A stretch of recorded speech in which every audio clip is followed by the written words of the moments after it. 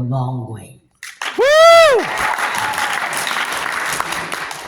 I want to sincerely thank each and every one of you for coming over here and watching this movie. This is the hardest movie that I've done because No, I'm not a singer or a dancer, no, and that's what Tim Burton was worried about. no. So I don't want to bore you guys. Let's have questions, and I'll answer I've got your as first much question as I over here, can. Deep. Hold on just a second. Hi, Duke Roy. Huge fan of your work, by the way. I was always wondering, how did you get the Oompa Loompa gig? Like, was there like a backstory or anything to that? Well, what happened was Tim wanted 7 people to dance with me. They couldn't find. And they brought in the kids, the prolific dancers. I'm talking about London, England in 2004. Actually, 2003 when I started rehearsing. So they couldn't find. So those kids were terrific dancers. They put me to shame. And I said to Tim, I'll do it myself. And he said to me, I gotta give you a camera test. You go 7 this way, 7 this, that way. And pick up a song that's not in the script. So I pick up a song, Tom Jones song. It's not unusual to have fun with anyone. Woo! I rehearsed, I did the first 7, and he said, come and have a look at it. And I said, let me do the other 7. I did the 14 altogether, 7 this way, 7 that way. He said, it has to be equal distance. I asked him, why equal distance? He said, Oompa Loompas are like a regiment. No comedy, no funny stuff, serious. So that's how it all started.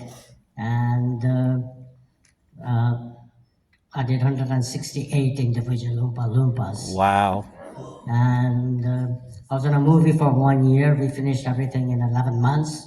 It took a month to rehearse each song and months to shoot. Oh, So goodness. there you go. Wow. I saw a hand in the front. Do you have any idea how many costume changes you did throughout the movie? That was one of the things that struck me. They'll change me every 15 minutes because it's a plastic, you sweat. And underneath I was wearing another suit. So there are 2 layers of that, and you dance with the lights and all that. Every 15 minutes, 10 minutes, they'll change me. Wow. So I sweated out a lot. I lost a lot of weight. They put me on a special diet. What I can eat, what I cannot eat. I worked like 14, 15 hours a day from Monday till Friday. So that's why it was the hardest movie that I've done.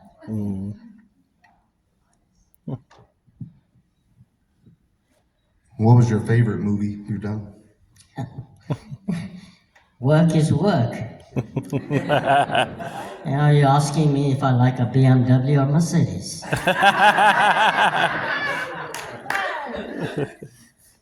Since you asked that question, how can I tell what's favorite, what's not favorite? Everything I've done, I've enjoyed myself. The hardest movie I keep repeating is this one that I did. And obviously this one.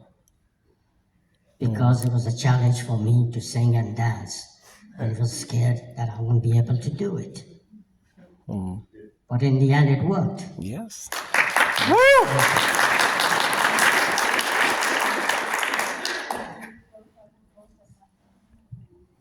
You've had such a varied career. Can you kind of tell us a little bit how you got started in doing, film and different things that you've done to kind of start when you started your career, how you started down this road? What a good question. Where did I start? My dad wanted me to be an accountant. By the way, I was born in Nairobi, Kenya, in Africa. I was like 15, 16 years old. He sent me to London for further education to study accountancy. I kept failing in taxation. I'll pass taxation. I'll fail in company law. In accountancy, you got to pass everything in one sitting. So I gave up accountancy. I joined drama school. 3 months later, I quit the drama school. And my dad said to me, "Now what?" I said, "I want to be a comedian." And he said, "It's a joke." So that's how I started. I started in stand-up comedy in London. And through that, I met my agents, my managers. And this is all started. My first feature I ever did was with Peter Sellers in 1975, Pink Panther Strikes Again. Ooh, yes. So time flies. To me, it just means it was yesterday. So I hope I answered your question. Yeah. Your hand and I'll come to you. Yes, ma'am. Do you have like a method of how you get into character for each different role that you have? It's called method acting. It is. I'm not joking. You've got three minds. You've got subconscious mind, you've got a mind, and you've got a gut. That's the third mind. You know? If you think positively with subconscious mind, you can achieve whatever you want to. One can. It's easier said than done. It's about concentration. You've got to concentrate. You know? I'm sure all of you can do that too. It's mind over body. It is. Your mind says more, more. Your heart says no, no. That's where the contentment comes too. But then again, what's the success? It can't be measured. It's the respect that counts. Success to me is different to anybody else. So I hope I answered your question.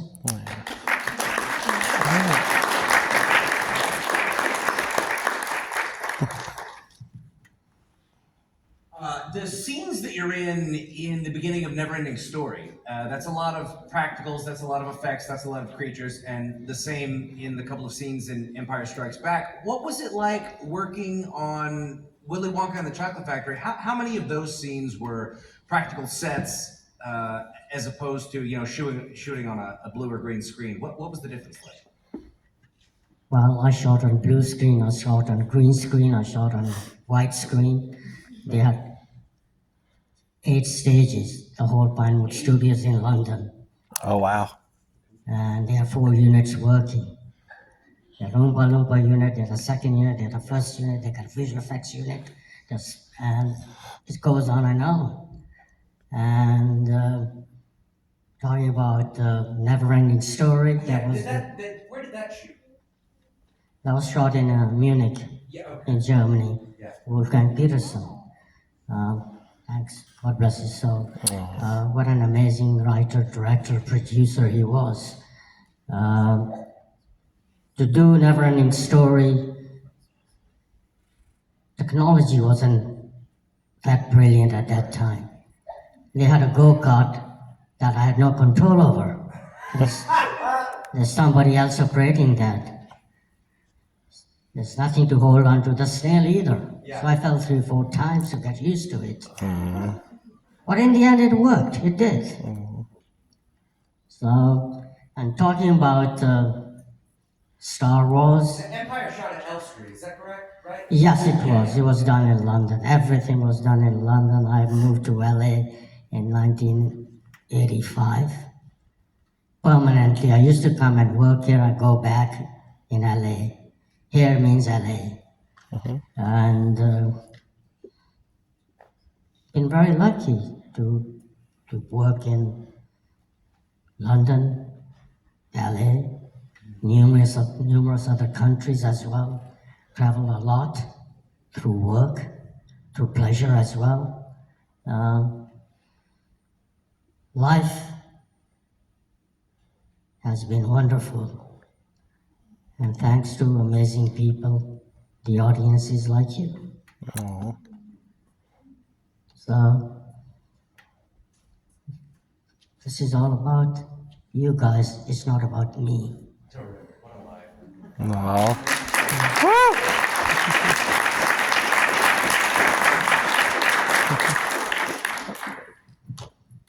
Got a question over here. Right there. Hello. How was it working like with Johnny Depp? And did you guys become friends at all? And how was it? Terrible. No. Johnny is a good friend. I just by the way, he lives in Italy. I think he does. He's moved from Paris. He's moved to Italy. One of the nicest guy, very talented guy. He said to me he wants to be a rock star. I said, you're a rock star as a movie actor. He said, no, I mean rock star. I said, well, you are a rock star. He found a group called Hollywood Vampires. Yep, that's right. I saw them perform, and Keith Richards is his idol. That's what he based Pirates of the Caribbean upon him, Yes, Keith Richards, yeah. They're amazing. They're amazing. Johnny plays a great guitar. He's got an amazing voice. Not only that, he did an impression of Marlon Brando. Man, I was shocked. I was surprised to him do the impression of Marlon Brando. Yes, sir. Who was your favorite director to work with? They're all good, man. They're all good. Right. I've done 4 movies with Tim Burton. That says a lot about that. Yeah. So I hope I answered your question. To me, can talk and all that. He's one of the easiest directors to work with. I'm not saying the other ones are difficult, but since you asked the question, obviously Tim Burton, yes, yeah. And he's the only director that's done animation and features, both. He did it together 3 times. And I kept telling him, why? You're trying to kill yourself? Doing 2 movies at the same time. He did it 3 times. And he said to me, Deep, I'm going to listen to you, no more of that, which he has done now. He's just do 1 movie at a time. That's, Thank you. I have one. yes, sir. All right, just thank you so much for coming here.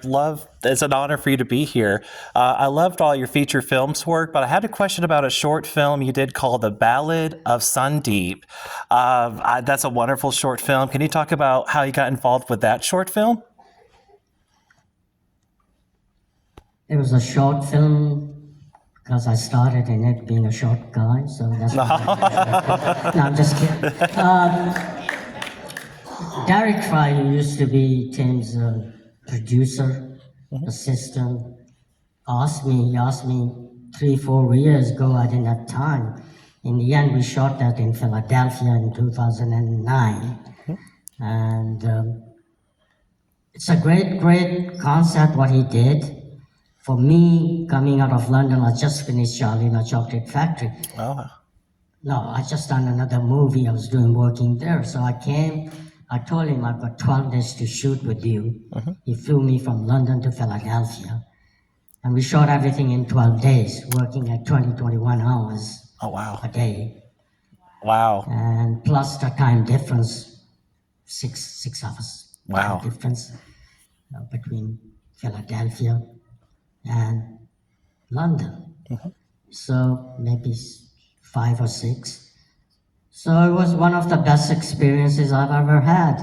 And hopefully we're going to do the full-length feature. Yes. We've already written a screenplay. Yeah. Let's see if that happens. I'm sure it will. Yeah, I'm up for that. Sounds great. Thank you. Yes. Thank you. Here for you, Dee. What was your favorite scene in Willy Wonka? What's the favorite scene? Well, I thought I liked the last song, which was my Trevi song. I asked him, has he got anything in his mind for Mike Treavy. He said, no. He said, have you got any suggestions? I said, yeah, man, I want to be a rock band. Yeah. And he said, Yes. And he said to me, do you play any instruments? I said, no. He said to me, so how can you be a rock band? I said, okay, won't be a rock band, I will be a rock star. And he said, I love it, I love it, I love it. So this is how it all started. So I learned how to play guitar. I learned how to play some drums. I also learned to play the bass, the left-handed. He kept throwing stuff. He wanted me to do Beatles because Paul McCartney plays left-handed. So I had to learn all these things. So that's how that happened. Obviously, Mike Treavy's song was my favorite song. Aw. Nice. But then again, we were rehearsing, and he comes to me, he said, I've changed my mind regarding Augustus Gloop. It was a melody for Valet Beauregard.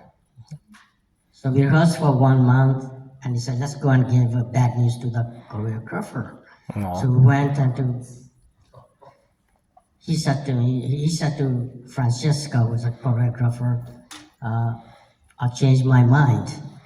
The melody of Veruca Salt is going to go to Augustus Gloop. So he walked away. So the choreographer went to her office, slammed the door. I was standing there I said, let her calm down. I went to my dressing room. 15 minutes later, she knocks at my door. She said, can I come in? I said, of course you can. So she started talking. He said, aren't you mad? I said, mad about what? He said, 1 month's rehearsal gone the drain. I said, no. It's his prerogative. He's the director. He wants to make the movie more appealing, more dynamic. And that's the reason he's doing it. And she said to me, how about the dancing steps? I said, but he said to me, add my dancing steps, which I did. As a dancer, some of the steps that I knew, we put those in as well.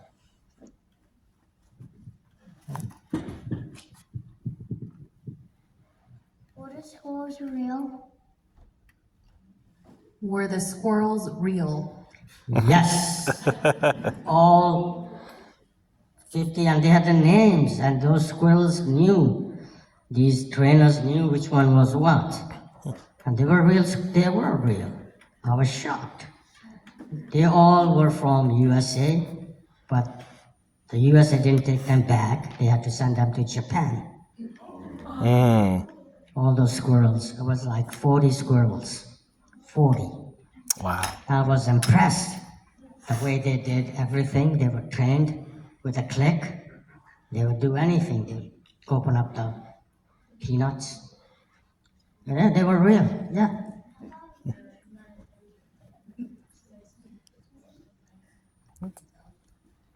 I thought it was nuts, not peanuts. She thought it was nuts, not peanuts. They're real, they were, and the nuts were real as well. So,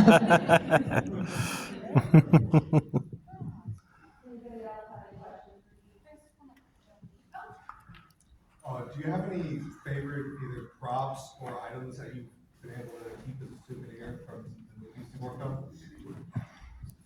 studios are greedy, they don't give anything to anyone. No. They don't. The only thing that I got was the suit that I was wearing in the movie. Because Tim said to me, it looks so good, it's made for you. No. Why don't you take it? I said, well, even Richard Zanuck, God bless his soul. Yeah. I said, okay. Week went by, nothing happened. Richard Zanuck comes to me. He said, did you get your suit? I said, no. He said, let me fix this. He picks up the phone, one phone call, 2 minutes later, the suit was there. Aw. Which suit? The one that I wore in the movie, the last, yes. Yes. It still fits me. Awesome. Not the pants. I think I got a big gut. I think I'm big. Yes, it does. Yes, I mean, I got the suit, the tie, the shoes, the whole thing.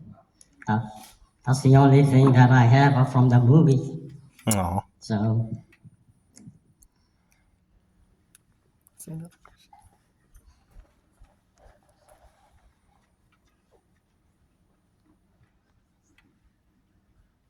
What's your thoughts on the new Willy Wonka movie? what's my thought on the new Willy Wonka movie? First of all, I'm not a movie critic.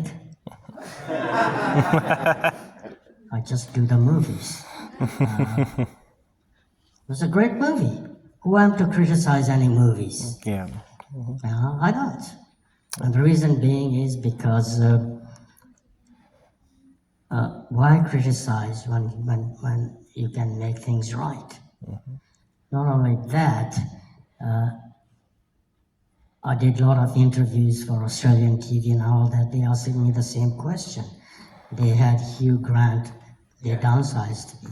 So my answer to them was they didn't have to downsize me. And it's sad. It's sad because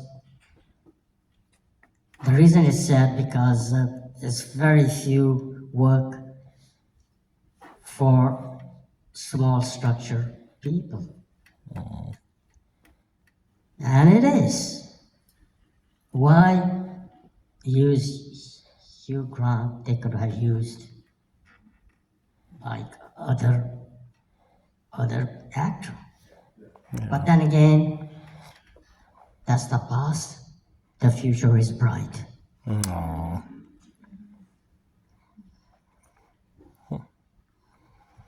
Just curious, how did the name Deep Roy come about? Well, my real name is Mohinder Singh Purba. That's what granddad gave me the name because my dad gave me the name of Gurdeep. Gurdeep in my language means God's light. No. Not like go deep, like in football. So he named me Gurdeep Purba. And they call me Deep at home, everybody does. So I did Roy, I said it looked great, Deep Roy. Just added, my family were so angry with me. Why did I change my name? It's showbiz. They didn't understand. I told him it's showbiz. He said, who cares? It's your name. I said, I know, but it's my name. What difference does it make? I said, I want to make it easier for the others so they can pronounce my name rather than going Deep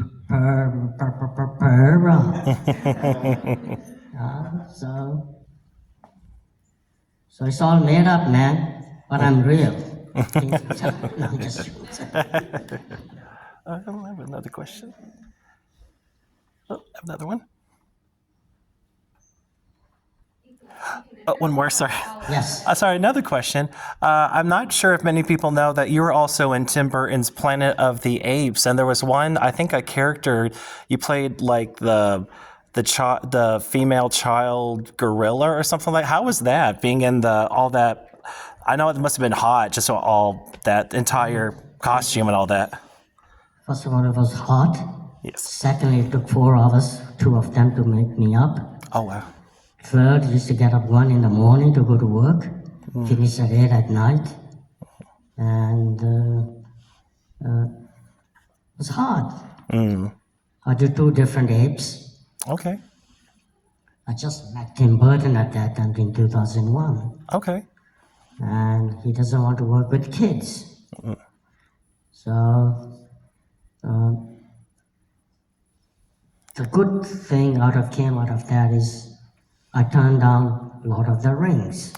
Ooh. The reason I turned down Lord of the Rings because I had to go to New Zealand for 18 months. 18 months could be 2 years.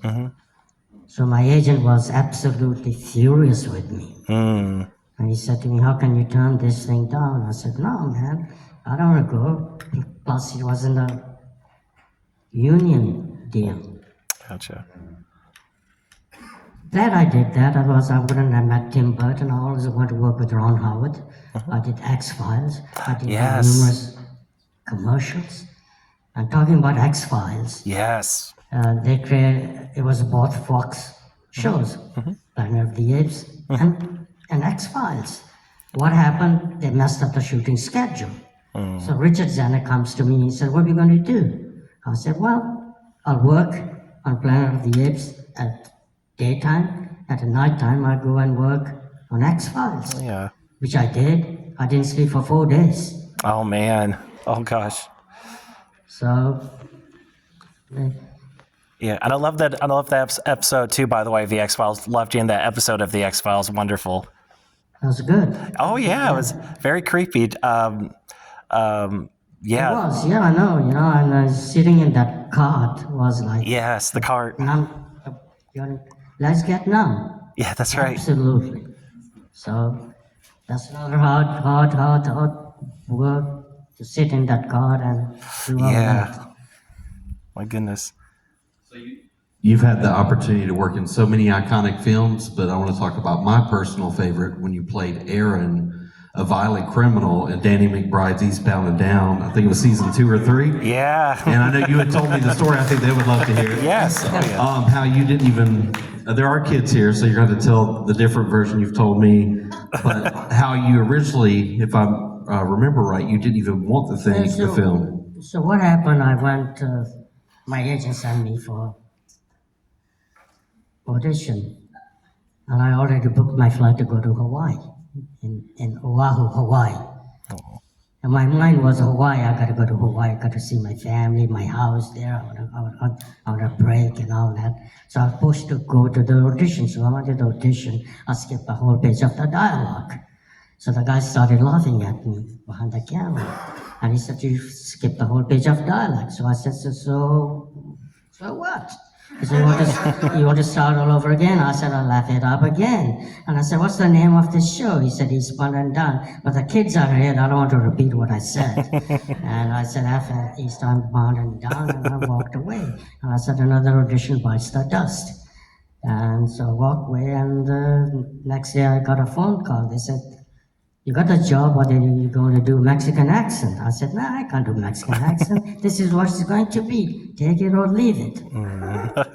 So that's that Eastbound and Down happened, and we shot 3 months in Puerto Rico. And the first 2 takes we did as it is, and then we improvised the rest of the time. But the language that came out of my mouth, I couldn't believe that I could say those things. Because kids are here, I don't want to do that again. So that's because Danny McBride would laugh so much. We did so many takes. Oh. Well, it was one of the great shows that I did. I thoroughly enjoyed. And hopefully, I just met them. And hopefully we'll work together again. I'm sure something will happen. Yeah.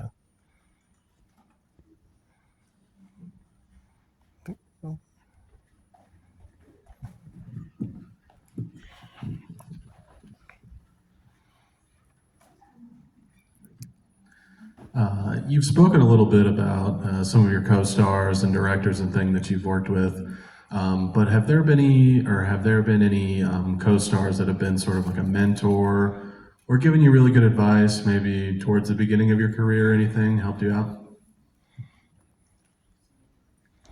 Of course you do, One has to listen, to make oneself better. And that's what it's all about. It's a teamwork. I'm not saying my way, you take the highway. It's never been that, never will be, in my opinion.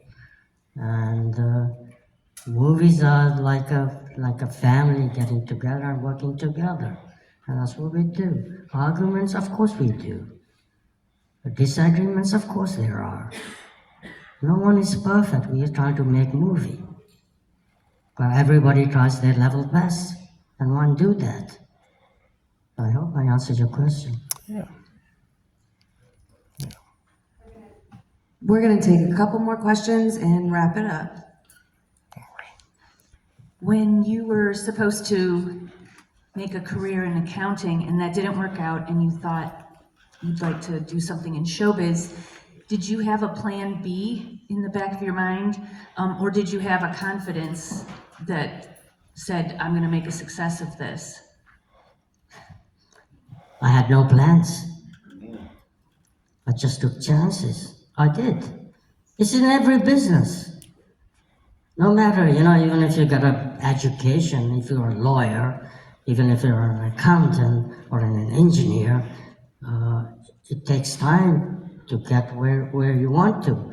Even if you are educated, if you got a certificate from the university or Harvard University, any university, you're not going to get a job in next day or in a month or 2 months. Everybody has, they all struggle. Even talking about that, my nephews are still struggling because they are qualified lawyers and they can't get the job.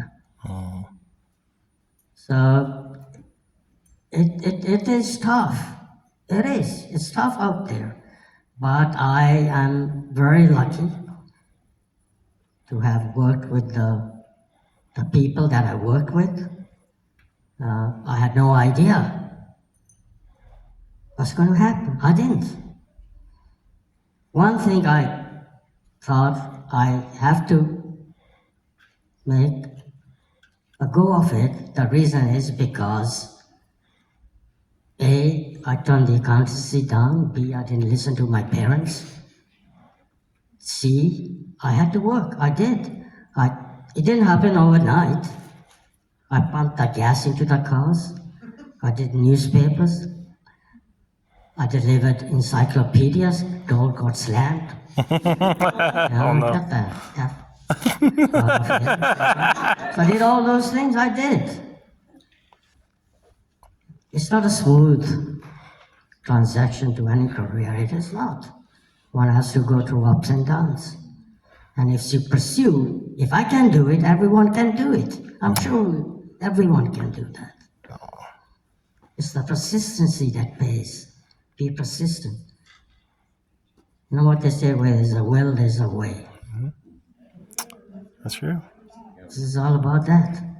Yes, ma'am. So you have a very impressive stunt career as well, including Hook with Robin Williams, and then of course doing Van Helsing. Has there been a favorite stunt that you've done during your career? Like a hard one? I mean, obviously Tim Burton and Charlie and the Chocolate Factory, but is there one that stood out in your career that was like, ooh, that was a close one, or oh, that was fun? I thought Star Wars movies were great franchise. Star Trek were great, which I've done 3 with J.J. Abrams. I think he's a prolific producer, writer, and a director. I think they're going to do Never-Ending Story. I hope J.J. Abrams writes and directs and do that, because you revamped all the big franchises like Mission Impossible, Star Wars, Star Trek. He's done it. And I truly hope Disney picks him up, because Disney has got the rights to Never-Ending Story. Okay. And I hope he will be the perfect guy to write, produce, and direct. All right, awesome. All right, we're going to take one more, and then we got to get him. He'll be all at Vet CityCon from noon till 11 to 6 tomorrow. You can actually come meet him in person. Anybody got one more question? Let's say I got one over here. We'll do this one, and then we'll wrap it up.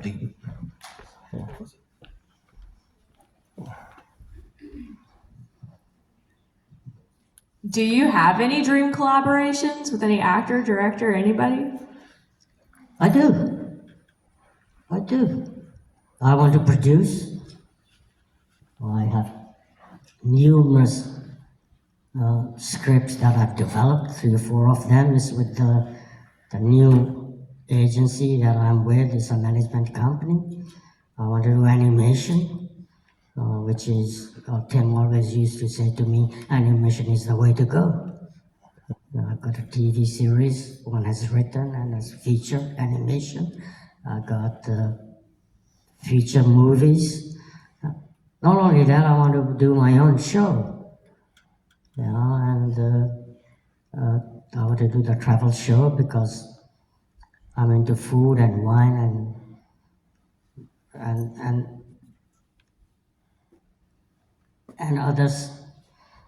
other stuff as well. So maybe those things will happen. I'm absolutely certain something will happen. And I am. Thank you for the question. Hey, thank y'all so much. Y'all put your hands together for D-Boy. We appreciate it. You guys, thank you for coming over here and be nice because you got nothing to lose. No. Be kind because let's make this world a better place. No. Thank you so much for coming and God bless you and everyone.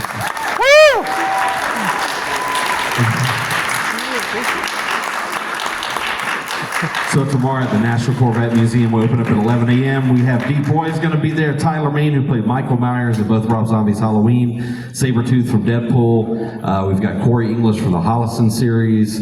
A lot of great guests, a lot of great things going on tomorrow at the Corvette Museum. Thanks to the Capitol Theater. Thank y'all.